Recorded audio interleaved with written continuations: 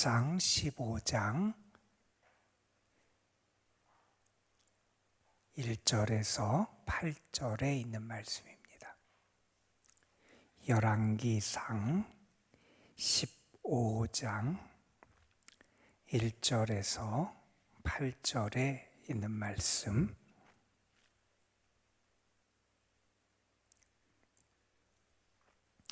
오늘 우리에게 주신 하나님의 말씀 함께 한 목소리로 받들어 읽겠습니다. 느밧의 아들 여로보암 왕 18째 해에 아비암이 유다 왕이 되고 예루살렘에서 3년 동안 다스리니라. 그의 어머니의 이름은 마아가요 아비살롬의 딸이더라. 아비암이 그의 아버지가 이미 행한 모든 죄를 행하고 그의 마음이 그의 조상 다윗의 마음과 같이 아니하여 그의 하나님 여호와 앞에 온전하지 못하였으나 그의 하나님 여호와께서 다윗을 위하여 예루살렘에서 그에게 등불을 주시되 그의 아들을 세워 뒤를 잇게 하사 예루살렘을 견고하게 하셨으니 이는 다윗이 햇사람 우리아의 일 외에는 평생에 여호와 보시기에 정직하게 행하고 자기에게 명령하신 모든 일을 어기지 아니하였습니다.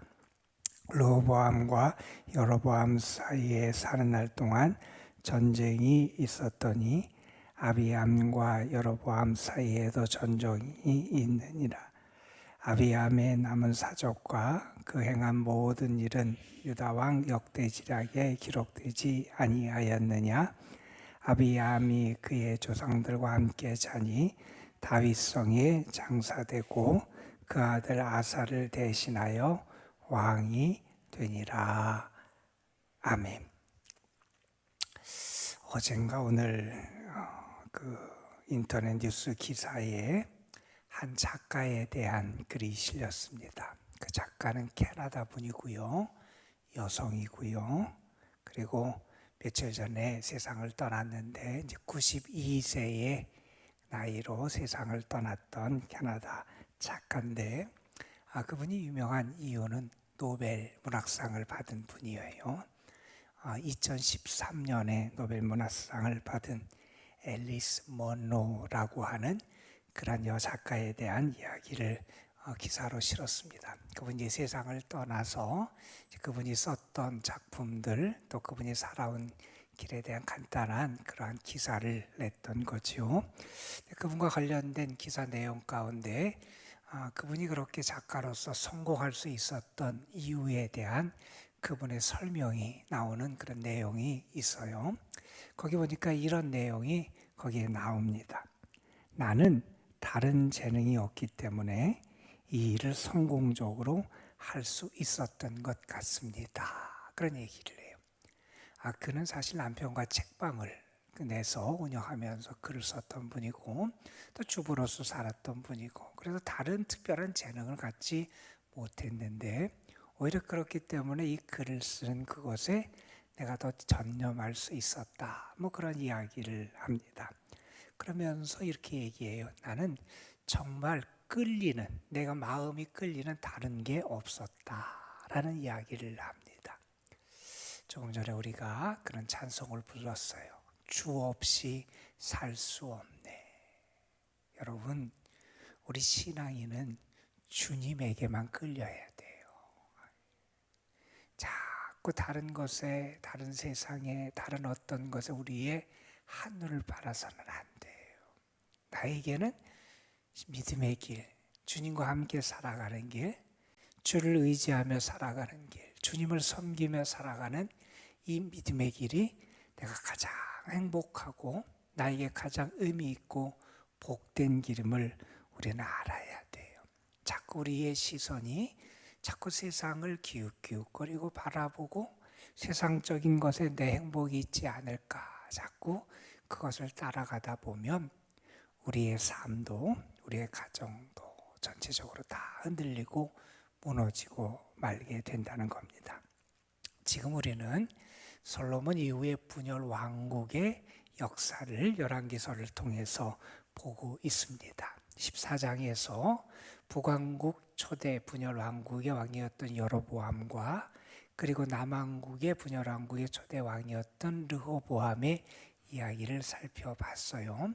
그리고 오늘 15장 말씀에 보면 이제 유다 왕 르호보암 다음에 분열 왕국의 두 번째 왕이 됐던 아비암이라고 하는 왕에 대한 이야기를 우리가 함께 읽었습니다. 길지 않은 내용이고 그에 대해서는 이렇게 짤막하게 8절로 우리에게 소개되어 있기도 합니다. 여러분, 우리가 앞으로 이제 북왕국 이스라엘 왕들에 대한 이야기, 남왕국 유다의 왕들에 대한 이야기를 읽어보면 대체로 북왕국 이스라엘에 대해서는 부정적인 평가가 많아요. 신앙적으로도 그렇고 정치적으로도 그렇게 안정되지 못해요. 계속해서 쿠데타가 일어나거나 그래서 왕조가 계속 바뀌고 하는 그런 일들이 북왕국에선 벌어지게 됩니다. 반면에 남왕국은 북왕국에 비해서는 정치적으로 조금 안정돼 그러한 흐름을 갖게 돼요. 우리가 이제 나중에 보겠지만 잠깐 동안 아달랴라고 하는 여인이 6년 동안 정권을 잡았던 그때를 제외하고는 남왕국은 거의 다 다윗의 후손들이 그 왕권을 이어가게 돼요. 그리고 그 왕권이 그 정치적으로는 상대적으로 북왕국에 비해서 안정되게 됩니다. 그런데 남왕국 유다도 영적으로 신앙적으로는 그렇게 안정되지 못한 모습을 보여줘요. 어제 우리가 살펴본 대로 남왕국의 초대 분열 왕국의 왕이었던 르호보암도 우상을 섬기고 하나님 보시기에 악한 모습을 보여줬던 것도 우리가 알게 됩니다. 그러한 흐름이 계속되게 돼요.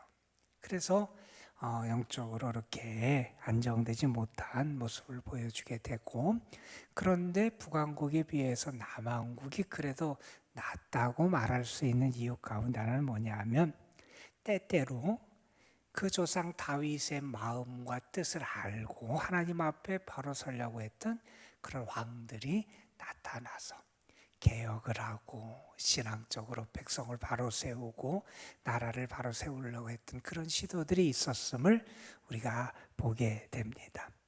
여러분, 우리가 어디를 갈 때도 우리가 빨리 가는 것도 중요하고 우리가 그렇지만 제대로 된 방향을 가야 된다는 말들을 우리가 합니다. 그래서 우리가 잘못된 방향으로는 빨리 달려봐야 소용이 없어요. 만약에 여러분 생각을 해보세요. 무언가 썩어 들어가요. 썩어 들어가는 건 계속 둬서는 안 돼요. 그것을 잘라내고 치료하고 고치는 과정이 있어야 되는데, 지금 우리가 보게 되는 이 분열 왕국의 초창기의 그런 모습을 보면 점점 더 하나님 보시기 약해지고 점점 더 신앙적으로 영적으로 병들어가는 그러한 모습들을 두 왕국 다에서 우리가 보게 된다는 사실입니다. 오늘 말씀은 르호보암 다윗 이후에 그 왕이 됐던 아비암에 대한 이야기고요. 2절에 보면 그는 3년 동안 통치한 것으로 그렇게 등장을 하게 됩니다. 그런데 그 아비암에 대해서, 아비암의 치적에 대해서는 언급이 없어요. 그에 대한 평가가 등장을 해요. 어떤 평가를 하느냐?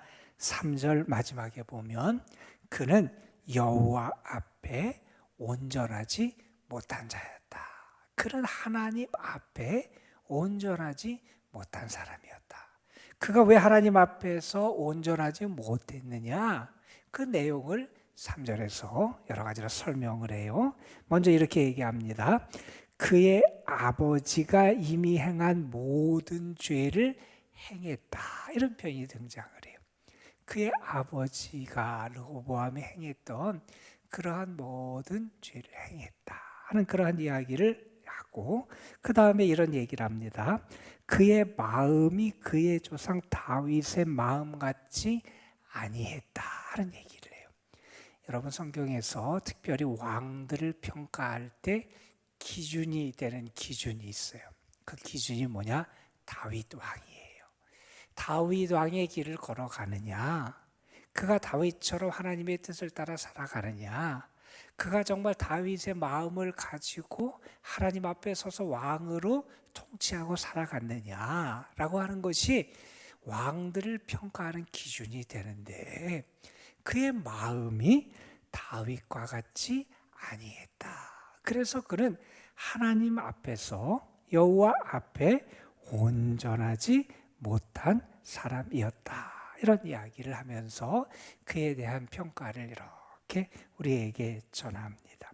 여러분, 우리는 하나님 앞에서 우리가 온전하고 하나님의 마음에 합한 자가 되기 위한 치열한 영적인 싸움도 할 수 있어야 돼요. 여러분, 내가 하나님의 사람으로서 하나님 보시기에 합당한 길을 걸어가고, 나의 삶, 나의 마음, 나의 믿음의 모습, 삶의 열매들이 여호와 하나님 그분 앞에서 온전케 되기 위한 영적인 싸움을 잘 싸워나가야 된다. 그 싸움을 게을리해서는 안 된다는 거예요. 그 싸움은 내가 손을 놓고 있으면 그 상태로 멈춰 있는 게 아니라 더 영적으로 악화되고 타락해지는 싸움이 돼요. 더 힘들어지게 돼요. 그래서 우리는 내가 하나님 앞에 바로 섰고 신앙인으로서 하나님의 마음에 합한 자가 되기 위해서 노력해야 돼요. 그런데 오늘 등장하는 아비암이라는 사람도 이러한 영적인 신앙적인 전투와 그런 믿음의 삶, 하나님 앞에서의 바른 왕이 되고자 하는 그러한 영적인 싸움을 하지 않았다는 것을 우리가 알게 돼요. 그의 마음이 다윗의 마음 같지 않았고, 아버지가 행했던 악한 길에서 돌이키지 않았고, 그것을 그냥 따라가고 그냥 영적으로 나태한 모습을 갖고 살았음을 우리에게 보여줍니다. 자, 그런데 여러분, 이렇게 하나님 보시기에 온전치 못하였는데, 여러분 4절 보면 이런 말씀이 나와요. 그러나 그의 하나님 여호와께서는 다윗을 위하여 예루살렘에서 그에게 등불을 주시되 그의 아들을 세워 뒤를 잇게 하사 예루살렘을 견고하게 하셨다. 이런 표현이 등장을 해요. 신실하지 못했어요. 그런데 그에게도 하나님의 은혜가 임하더라는 거예요. 왜 하나님이 그에게 은혜를 주셨나? 성경 우리에게 설명합니다. 하나님이 다윗을 기억하셨다는 거예요. 하나님이 다윗과 맺으셨던 언약을 하나님이 기억하셔서 그로 하여금 왕위를 지키고 그의 아들이 또한 다윗의 그 후손이 되어서 그 왕좌를 계속 이어갈 수 있도록 그렇게 하나님이 은혜를 베풀어 주셨다.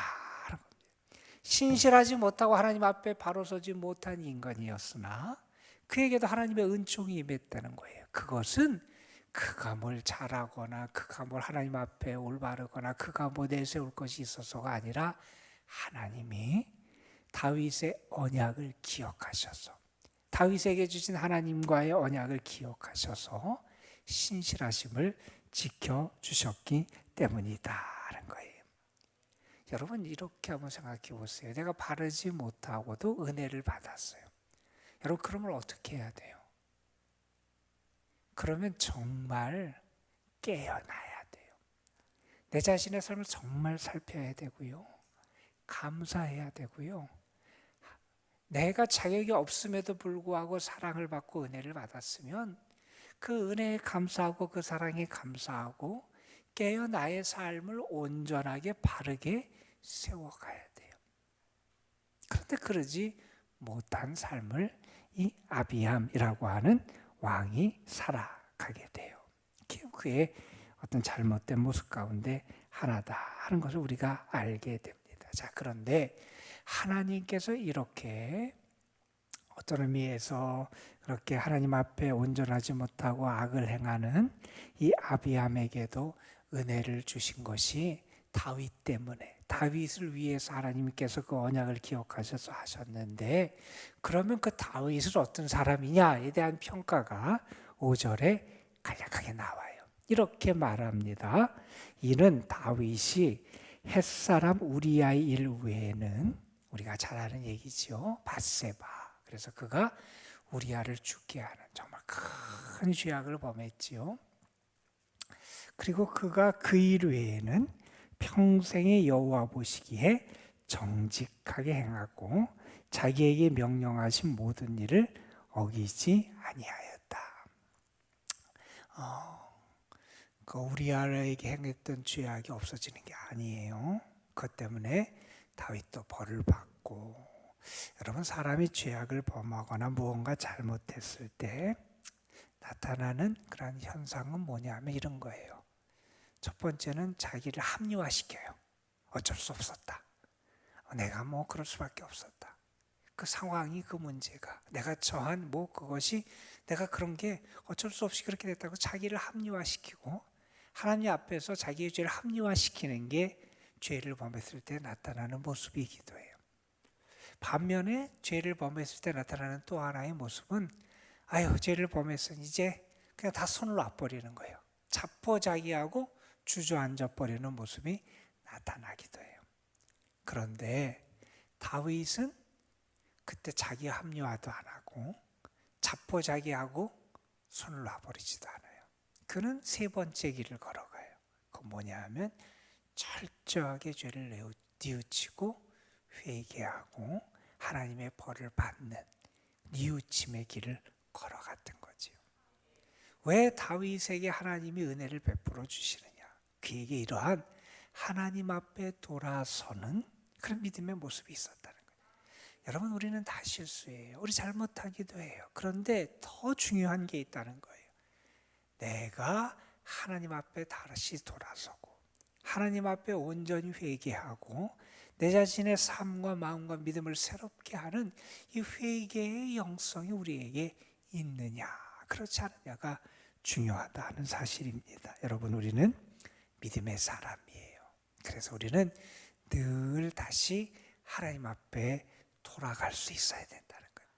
다윗이 그렇게 간절히 하나님 앞에 통회하며 그 자신의 잘못을 회개할 때 하나님은 그에게 회복의 길을 허락해 주시잖아요. 그래서 그가 무너질 수밖에 없고 은혜 받은 사람이었는데 타락한 자로 끝날 수밖에 없었던 그의 삶이 달라지잖아요. 오늘 말씀에서 말합니다. 그 일 잘한 게 아니에요. 우리아의 일, 우리와 관련된 다윗의 일 잘못한 거예요. 그런데 그 일 이외에 하나님의 용서를 받은 이후에 다윗의 삶의 모습은 여호와 보시기에 정직하게 행했더라는 거예요. 여호와 보시기에 하나님의 명령에 어그러짐 없이 순종하는 그런 삶을 살아가더라 하는 겁니다. 이게 귀한 믿음의 모습이지요. 그런데 이 아비암이라고 하는 왕에게는 이러한 다윗의 마음, 다윗의 길을 가는 신실한 믿음의 돌이킴과 회개와 자신의 삶을 회복시키는 그러한 은혜가 나타나지 않더라 하는 사실입니다. 오늘 말씀에 보면 이런 표현이 등장해요. 4절에 이런 말씀이 등장합니다. 그의 하나님 여호와께서 다윗을 위하여 예루살렘에서 그에게 등불을 주셨다. 그에게 주신 등불의 내용이 그의 후손이 왕위를 계속 이어갈 수 있도록 하신 거다 하는 그런 내용인데, 저는 이 표현을 보면서 그런 생각이 들었어요. 여러분의 가정에도 하나님이 이 은혜의 등불을 주실 줄로 믿습니다. 하나님이 우리의 가정의 삶에 등불을 주셔서 어두움이 사라지고 밝아지는 은혜도 있었으면 좋겠고, 우리의 삶의 길도 더 명확했으면 좋겠고, 하나님 앞에서 의의 길로 우리의 삶이 회복되는 은혜도 나타났으면 좋겠고, 그래서 하나님의 은혜 가운데 여러분의 삶에도 그러한 참된 등불이 비춰지는 그런 축복이 있기를 간절히 소망합니다. 하나님은 신실하신 하나님이셨어요. 약속을 기억하시고 은혜를 주셨어요. 우리도 마찬가지예요. 우리가 무슨 자격이 있습니까? 우리가 실수해 넘어지기도 해요. 그런데 하나님은 예수 그리스도로 말미암은 영원한 언약을 기억하셔서 오늘도 우리에게 은혜를 주시고 우리의 삶에 등불을 비춰주시고 우리에게 함께 하시는 복을 허락해 주세요. 그러니 우리가 해야 될 것은 분명합니다. 여호와 하나님 보시기에 온전하게 살아가도록 노력해야 되고요. 내가 혹시 잘못하고 죄를 범하고 그렇다면 은혜를 입은다 작게 돌아서서 뉘우치고 하나님 앞에 바로 서는 회복의 길로 나아갈 수 있어야 한다 하는 사실을 우리가 다시 한번 깨닫게 됩니다. 오늘도 여러분의 삶에 이 말씀을 통하여 하나님께서 더 밝은 영을 주셔서 믿음 가운데서 든든히 서는 여러분 되시기를 주님의 이름으로 축원합니다. 기도하시겠습니다. 아버지 하나님, 오늘도 기도의 자리로 우리를 불러주시고 하나님의 은혜를 기억하며 우리의 삶을 회복할 수 있는 하나님의 임재와 영이 있는 자리로 우리의 마음, 우리의 생각, 우리의 몸을 이끌어 주심에 감사를 드립니다. 아버지 하나님, 우리의 마음이 하나님께서 기뻐하시는 그러한 곳을 향해서 나아가는 마음이 되게 하여 주시고, 우리의 마음이 하나님이 기뻐하셨던 다윗의 마음 같은 마음을 품게 하여 주시옵시고, 우리의 마음, 우리의 삶 속에도 하나님의 은혜의 등불이 꺼지지 않고 계속 빛나는 은혜를 더하여 주시기를 바라옵고 원합니다. 하나님, 우리가 때로는 여러 가지 실수도 하고 잘못도 하고 하나님 앞에 죄를 범할 때도 있습니다. 그러나 주님, 우리가 그때 그럼에도 여전히 나를 사랑하시고 그럼에도 나를 버리지 아니하시고 이끌어 가시고 인도하시는 하나님의 은혜를 다시 한번 기억하면서 우리의 삶의 방향을, 우리의 마음을 하나님께 향할 수 있는 저희들 되게 하여 주시고, 어리석음을 범했을지라도 돌이켜 회복의 길로 나아갈 수 있는 참 믿음의 모습이 우리에게 나타날 수 있도록 인도하여 주옵소서. 아버지, 오늘도 우리가 주님 앞에 고개를 숙이며 하늘의 은혜를 구합니다. 주님, 다윗을 위하여 그 언약을 기억하셔서 은혜를 베풀어 주셨던 하나님, 예수 그리스도를 통한 참 생명의 언약을 기억하셔서 오늘도 우리에게 은혜를 베풀어 주시는 하나님, 우리에게는 그 하나님밖에 없음을 알게 하여 주시고 그 하나님만 섬기며 하나님만 바라보며 의지하며 살아가는 저희 모두가 되게 하옵소서. 오늘도 우리의 삶에 하나님과 함께하는 증거가 나타나게 하여 주시고 주님의 사람다운 향기가 나타날 수 있도록 도와주시고 여호와의 빛을 받아 살아가는 참 빛의 역사가 우리의 삶에도 나타날 수 있도록 인도하여 주시옵소서. 빛의 자녀답게 살아가게 하시고 주님의 마음에 흡족함을 드릴 수 있는, 주님 보시기에 합한 사람이 될 수 있도록 인도하여 주옵소서. 기도하는 영혼들, 저들의 마음속에 있는 간구, 간절한 소망들 하나님 아실 줄로 믿습니다. 저희에게 더디하지 마시고 응답하여 주옵시며 하나님의 선하심을 풍성하게 경험케 하옵소서. 오늘도 이 도남동 주님의 교회와 이 교회에 속한 모든 성도들, 특별히 연로하신 분들, 병중에 있고 연약한 이들, 어려움 앞에서 안타까운 눈물을 흘리며 하늘의 은혜를 구하는 이들에게 주님, 저들을 가까이 하시고 안아주시고 위로하시고 힘주시고 능력의 손으로 붙잡아 주시옵시고 주의 사랑을 더하여 주옵소서. 이 시간 우리가 기도할 때 성령께서 우리와 함께 하시고 도우시고 이끌어 주실 줄 믿사옵고 우리 구주 예수 그리스도의 이름으로 기도드리옵나이다. 아멘. 주님 안에 계셔서 감사합니다. 주님 만나게 해주셔서 감사합니다. 주님을 경험하게 해주셔서 감사합니다. 주님을 바라보게 해주셔서 감사합니다. 우리의 믿음을 다시 세울 수 있도록 해주셔서 감사합니다. 영적으로 회복되는 저희들 되게 하여 주시고, 아버지 하나님, 점점 더 악한 길로만 걸어가는 저희가 아니라 우리의 삶의 길을 하나님께로, 우리의 방향을 하나님께로, 우리의 마음을 하나님께로 향할 수 있는 저희들 되게 하여 주시옵소서.